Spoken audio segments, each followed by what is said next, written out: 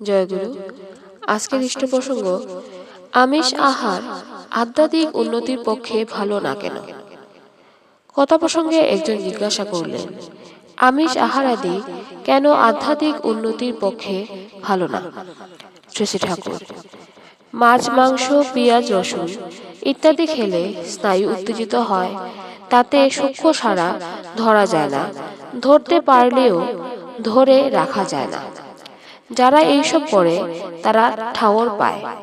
অন্য একজন বললেন, রামকৃষ্ণদেব শেষের দিকে ছেড়ে দিয়েছিলেন। শ্রী শ্রী ঠাকুর, ওটা বজায় রেখে পারা যায় না। আরেকজন বললেন, বাঙালি মাছ ছাড়তে চায় না।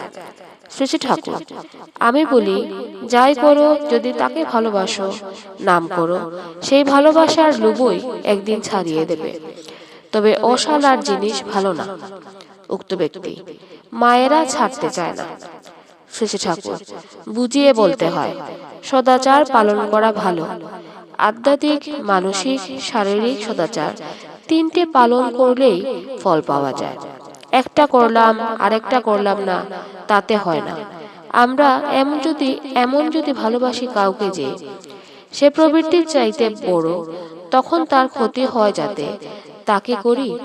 ছেলেকে ভালোবাসে মা, ছেলের অসুখ সারার জন্য যদি বলে মাছ খেও না, তা কিন্তু অনায়াসেই পারে। পরমপিতাকে যদি তেমনি ভালোবাসি, তার বিধান মানতেও তেমনি ইচ্ছা করে, তার তৃপ্তির জন্য। ছলে বলে কৌশলে যেমন করে পারো, তার অন্তরে ভাব ভালোবাসার স্পর্শ লাগাইয়ে দাও, আপনিই ধরে যাবে সব ঠিক। পরমপিতার জন্য নিজেকে যে যেমন প্রস্তুত করে, পরমপিতার ধারা তার উপর তেমনি ভাবে আসে। আলোচনা প্রসঙ্গ 18-14-8-1949। সবাইকে আনন্দিত। জয়গুরু।